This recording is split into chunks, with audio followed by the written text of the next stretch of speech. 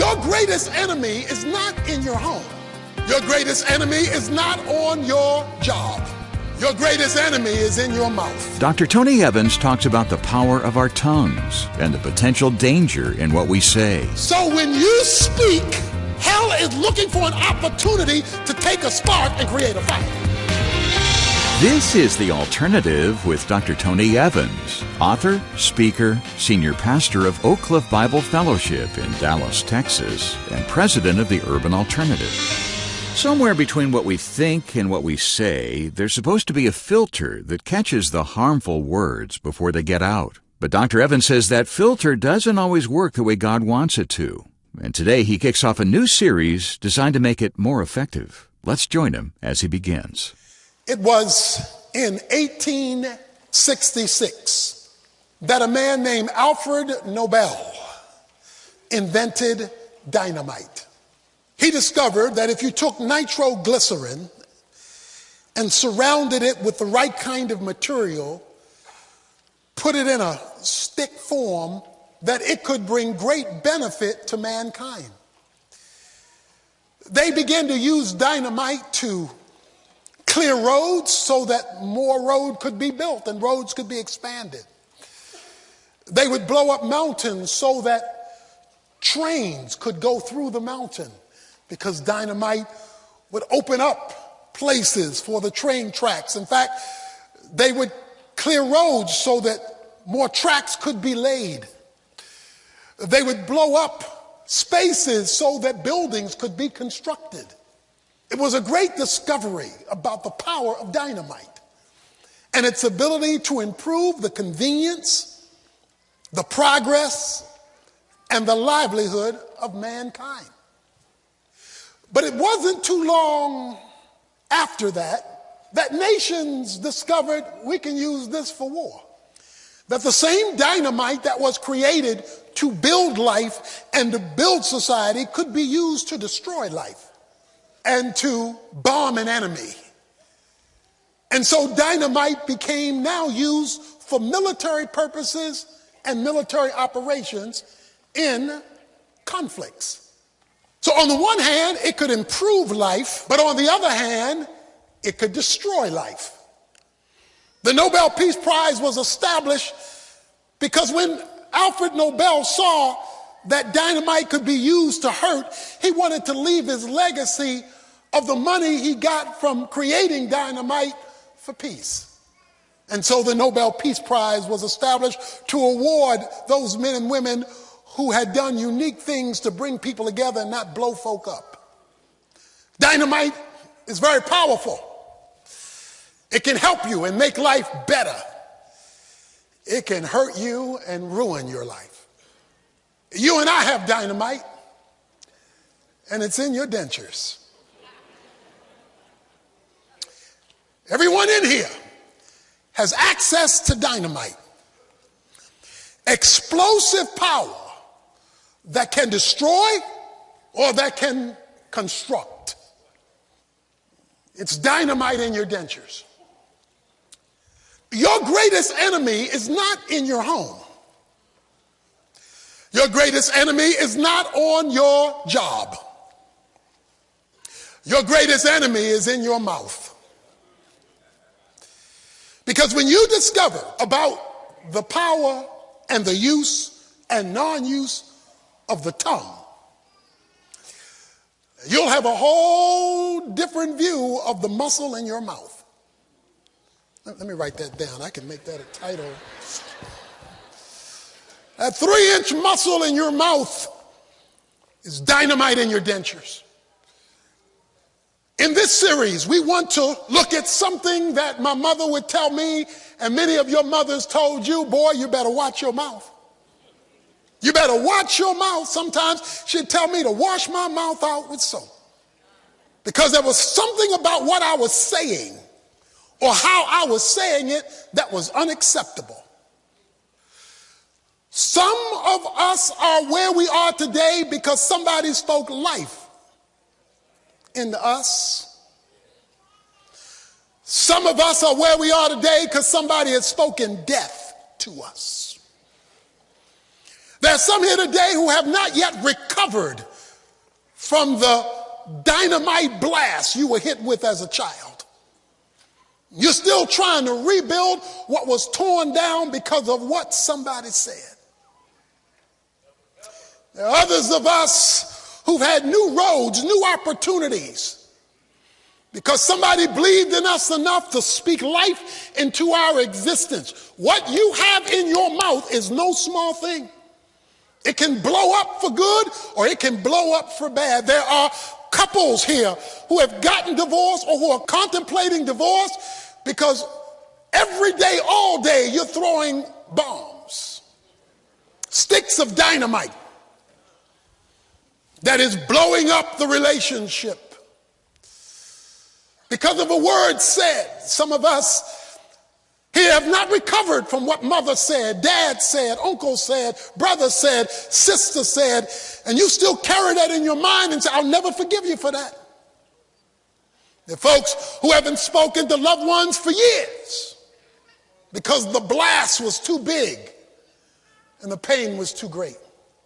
So the Apostle James takes the first 12 verses of his epistle to give the most extensive statement in the Bible on the tongue, or the speech, or the use of words, or what you do with your mouth.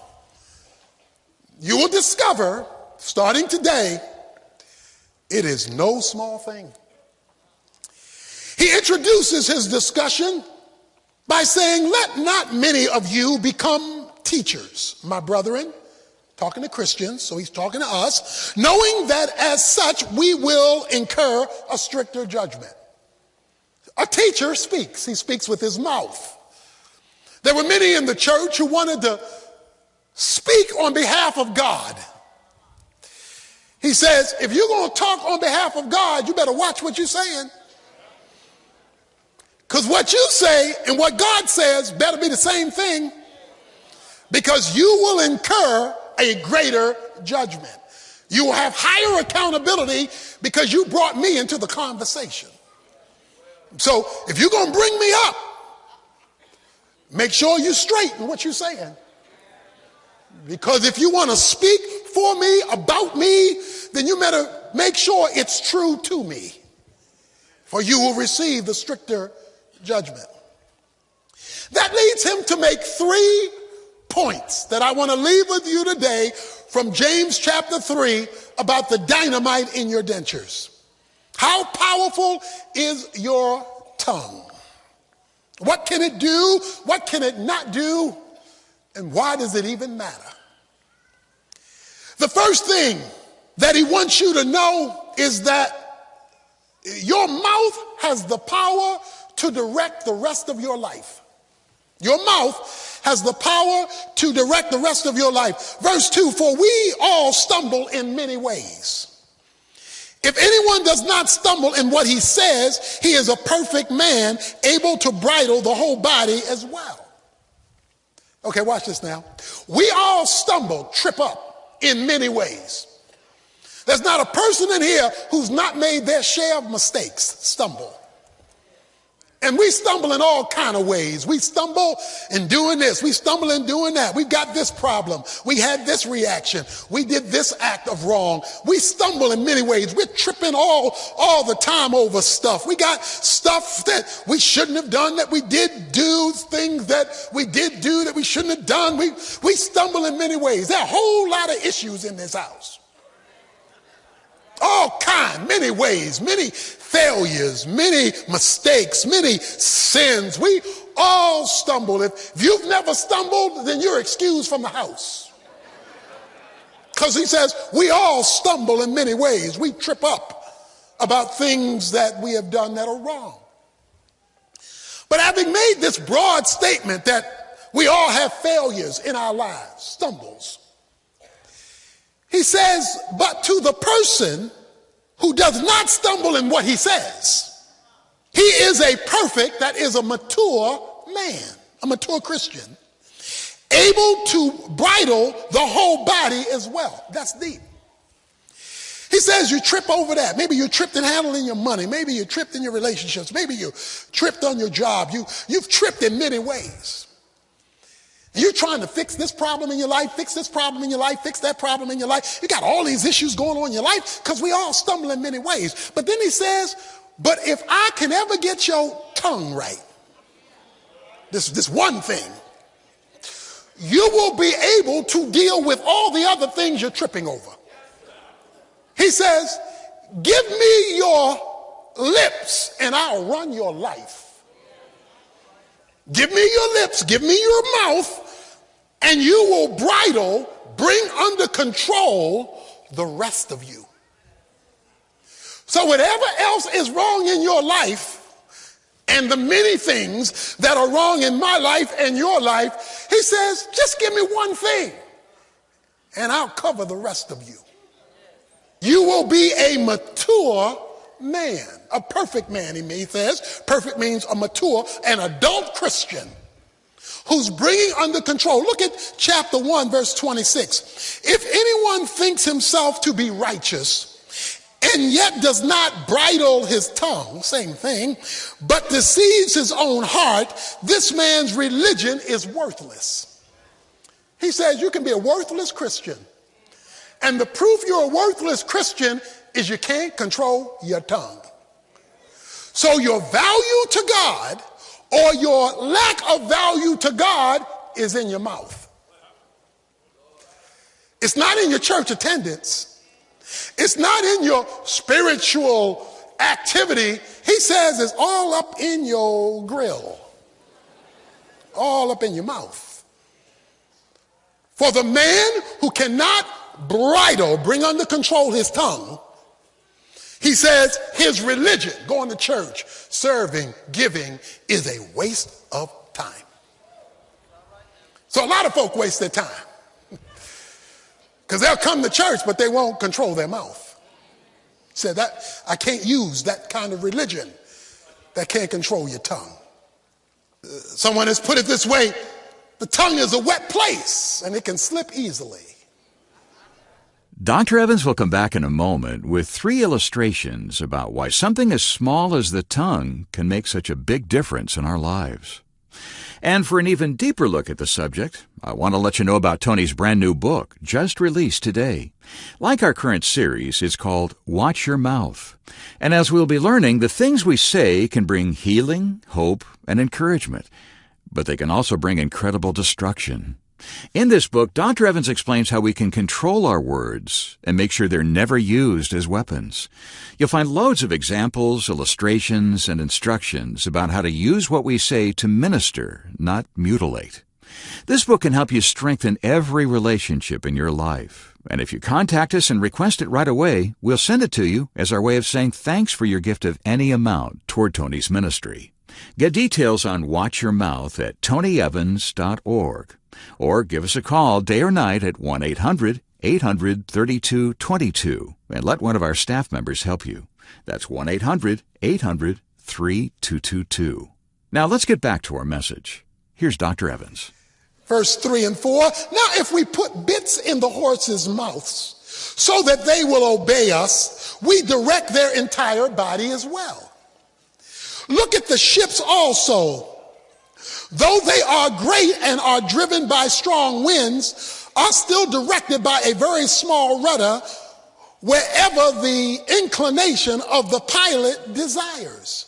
What's your point? So also the tongue is a small part of the body, and yet it boasts of great things. Now watch this.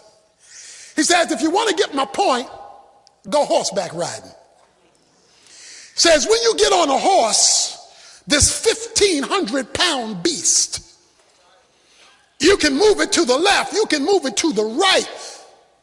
You can steer 1,500 pounds with a little piece of metal in its mouth. Have you ever seen a wild stallion? That's a horse that's not under control. It's not bridled.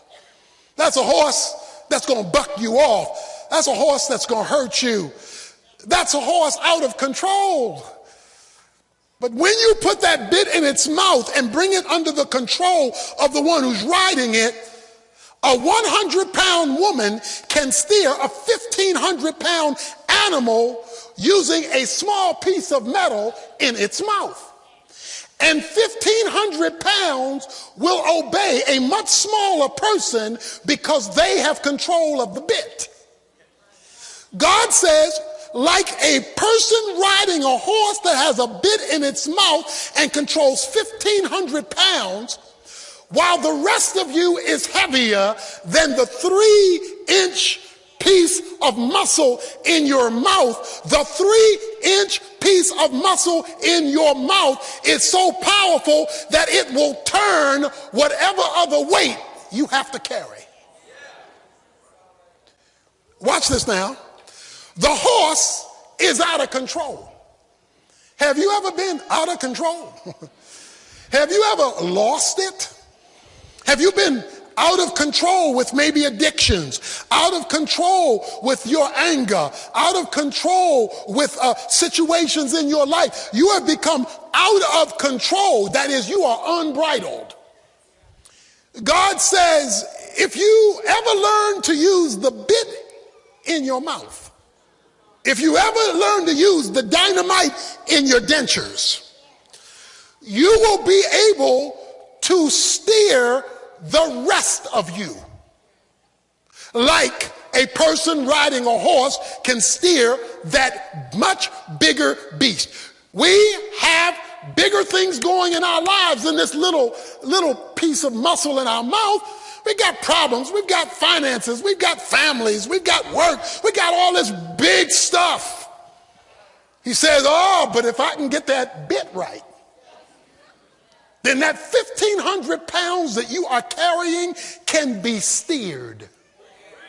It can be brought under your control rather than it controlling you. But you got to learn to watch your mouth. He says, take a cruise ship, take a big ship. He says it's being tossed around by the wind. Now, I know a lot of us have been on cruises. They got cruise ships as big as cities. I mean, they got malls on the ship, 3,000, 4,000. One of them has 7,000 people that can get on the ship. They got all kinds of swimming pools, ice skating rinks, movie theaters. This is a floating small city. And when the storm breaks out, comparatively, it's got a little teeny rudder. But that little teeny rudder will steer the ship even though it's subject to the storm. Anybody in here have a storm in your life? Something that's blowing you back and forth, that's whipping you up and down, that's driving you crazy. It is a storm, and you're trying to say, ship, settle down. God is saying, rudder, go to work. Because he says, if you get the rudder, that is the mouth, the tongue, you get that rudder straight, and you can steer the ship of your life, even though you're going through the storms of your existence. He says, the power for your life, to direct your life, like a horse has to be directed to where it needs to go, because a wild horse doesn't know where to go. And a ship without a rudder is just subject to whichever way the wind is blowing. You ever feel your life is just the wind being blown, you're just being blown about? Situations, people, circumstance, it's just blowing you. You this way today, that way tomorrow, because you're just being blown about. That's why. It's because you're not yet bridled. And the bit is not being handled, and therefore things are out of control. Parents have affected the direction of some of their children because of things they've said that they wish they could take back. Some of us have ruined relationships because of the explosions that came out of our mouths, because there's dynamite in your dentures. He goes on to the second point. Not only is there power in your mouth to direct your life, there's power in your mouth to do damage to your life. Verse 5, so the tongue is a small part of the body, and yet it boasts great things. See how great a forest is set aflame by such a small fire. And the tongue is a fire, the very world of iniquity. The tongue is set among our members as that which defiles the entire body, and sets on fire the course of our lives, and is set on fire by hell. This is some deep stuff. He says, your tongue is a match that starts fires. You see these big fires raging in some of the big parks or some of the big land masses. And you see these big fires, and a lot of times it's discovered that the fire got started by something small, by a little match, a little fire that was unleft addressed, a spark. How could something so little create this much mess?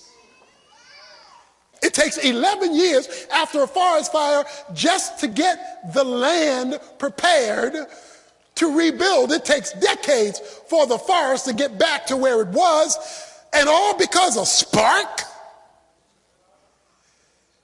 Have you ever lit a fire in your life with just a word, a sentence, a phrase, a paragraph? It wasn't even a book. You just said one word, and now we want to get a divorce because one word turned into a forest fire. You forgot where the match was because now the whole forest is on fire. You ever been in a fight with somebody that you're related to and you don't even know how it got started? All you know is we don't like each other anymore and I'm going to hurt you. You don't even remember, how did we get here? Because a little match started a forest fire. A little spark created a conflict and a blaze you were not able to put out. Job 19 verse 2, Job says of his friends, he said, your words are ripping me apart. Your words, and these were his friends. His word, even his enemies. He says, your words are unraveling me, are tearing me apart.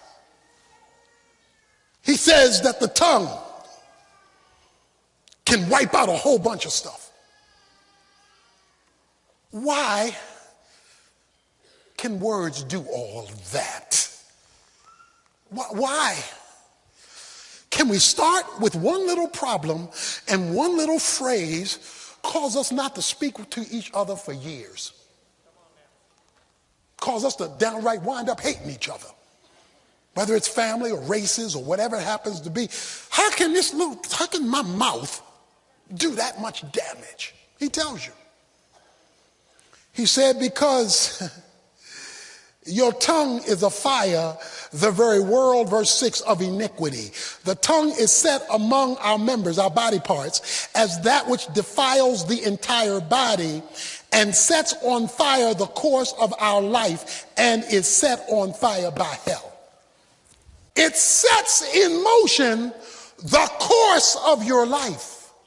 So when you speak, hell is looking for an opportunity to take a spark and create a fire. It's set on fire by hell. And trust me, hell has a lot of fire to go around. Dr. Evans will have a lot more to say on this subject on tomorrow's broadcast. In the meantime, if you'd like to get the complete full-length version of this message, get in touch with us and check for details on the title Dynamite in Your Dentures. Better yet, get a copy of this entire 11-lesson compilation, Watch Your Mouth. It contains bonus material we won't have time to bring you on the air. So get the details and make the arrangements today by visiting tonyevans.org. While you're there, be sure to request your copy of that brand new book I told you about earlier, also called Watch Your Mouth. Remember, for a limited time, if you can help us out with a contribution of any size to help us keep Tony's teaching on this station, we'd like to send you a copy as our thank you gift. Again, this is a special limited time offer, so be sure to contact us right away. All the details are waiting for you at tonyevans.org. You can also call our 24-hour resource request line at 1-800-800-3222. That's 1-800-800-3222. Tomorrow, more from Dr. Evans on the explosive power of the things we say and a look at why sometimes being tongue-tied is the best thing that could happen to you. I hope you'll be with us. The Alternative with Dr. Tony Evans is brought to you by the Urban Alternative and is made possible by the generous contributions of listeners like you.